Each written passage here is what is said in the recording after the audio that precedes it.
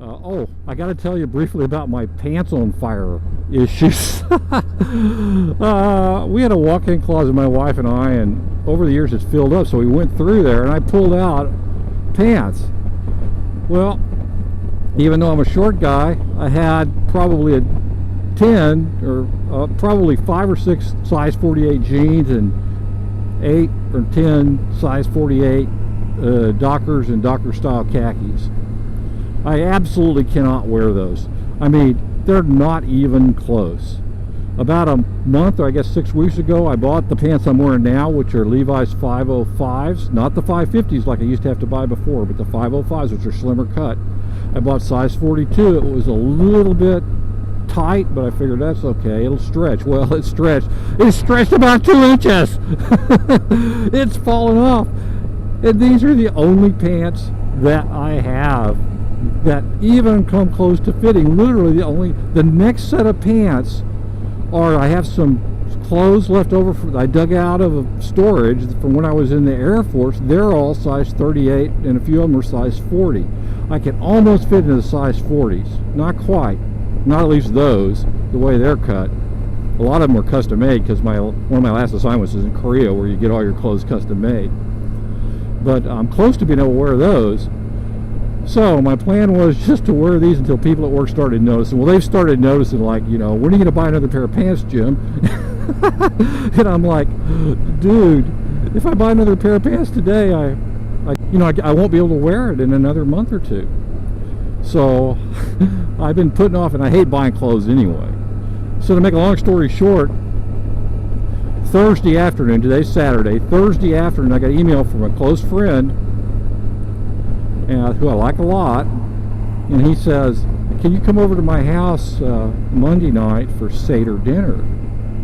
Well, I'm not Jewish, so this is a real honor for me to be invited to a social thing like that. And I cannot wear dirty, ill-fitting Levi's to that. I just can't. That would be, I mean, he wouldn't care. I know intellectually, I would be just embarrassed to walk in the door, because these things are, this is a serious event, and it's not for just, the same kind of casual you'd wear to Hooters. So I'm thinking Thursday night. And first of all, I had what I used to think was a 29-inch inseam. Well, it turns out now it's more like 28 and a quarter or 28 and a half, I think, because some of that inseam was taken up by my waist. But I have freakishly short legs for the size of my torso. It's very difficult for me to just go into the store and buy off the rack. So I actually took lunch yesterday on Friday, went to the big shopping mall near our office, and went into Nordstrom's. By the way, if you go into a Nordstrom's on a Friday afternoon, and you will probably be the only, howdy hardy guys, you'll probably be the only straight males in there who are not working in retail. If you're straight. If you're gay, there might be one or two more gay, but probably not very many of them either. So guys, you really stick out like a sore thumb in Nordstrom's on Friday afternoon. And if you were into that kind of thing, it would be happy hunting grounds. But I'm not. I'm happily married and hope to stay that way. Well, anyway, back to the pants. Well, Nordstrom's couldn't help me because they had pants that were close, but they were all, unhemmed, so they couldn't do a hem by Monday. So I went to Men's Warehouse, where the salesman recognized me, which I didn't recognize him, but he had sold me a suit 3 years ago, which was probably near my peak weight, when I was probably close to a 50-inch waist. So he said, yeah, we can get your pants by Saturday evening. So I'm going to go out there after this ride and get my tailor-made slacks. They are not cheap at Men's Warehouse, but it was an emergency.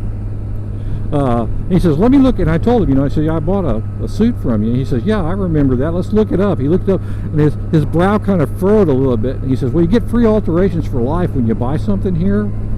And I think maybe we can alter that suit you got 3 years ago to fit, I hope, because it's quite a bit larger.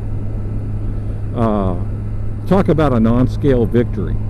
That was a non-scale victory. And I had one other. Let me keep bragging, because you're the only people who can listen to this. My wife warns me, Jim, don't start babbling about your damn diet to every person you meet. You'll bore them to death and they'll hate you. And she's right about that. I mean, I'm obsessed with this, and she'll listen to me about it, but you know, I don't want to wear her welcome out either. So you guys are what's left. I need artificial knees. I've known that for 3 or 4 years as a result of injuries to both knees I had in the service. I'm 10% disabled for that. The VA has said, we'll give you new knees when you're 70. And so a year ago, December of 2011 to be precise, I went into a knee doctor my family doctor recommended, and in the nicest possible way, he said, yes, you have crappy knees, you have no there's nothing in it, it's bone to bone in there, it's bad arthritis, how bad pain are you in? I said, I'm not really in pain, but you know, it feels snap, crackly, poppy in there. And he says, well, come back when you've lost some weight. Your BMI is too high for me to operate on. They do not make artificial knees that can tolerate the stresses you would impose on them. Well, that was disheartening. Well, a week before last, I went back to see the same doctor. So I step on the scale, nurse is weighing me, and I said, weigh me carefully because I think I've lost weight. I emptied my pockets out. I'd left my shoes on though, and I was just wearing gym shorts because you know he needed to see my knees, and a t-shirt. So pretty close to the naked weights that I do every morning. Anyway, to make a long story short, so she says, okay, it's allow a pound or two for your shoes, $2.16. So I go, she said, okay, you know, go sit in the exam room there, doctor will be right along. And I hear this shriek out the door, and the door flies open. There's 2 nurses there. They said, you've lost 50 pounds. How did you do it? Nobody does that. Boy, talk about a rush. Talk about a permagrin for the rest of the month. That'll do it. Those, you know. So I told them this. Mostly, I said the first 10 to 12 pounds were over a year, and that was just by eating everything, all I ate, including lots of junk food, just trying to eat a little less of it and exercise a little more. So over the next 4 years, I could have been, so in 2017, had I stayed on that plan, I'd be where I am today with Medifast. When I get down to 210, that's my stated goal. I'm going to reset that, go a little bit lower. I'm not sure how much. But thank you, Medifast, and thank you for my friends on the Medifast forums who can put up with this kind of stuff. And I read the forums, and I watch your videos, read your blogs. I think we do. It does help to know that there's people kind of in the same boat and the same ups and downs, and best of all, the same non-scale victories. This is Jim out in the country in Texas, taking the long way home.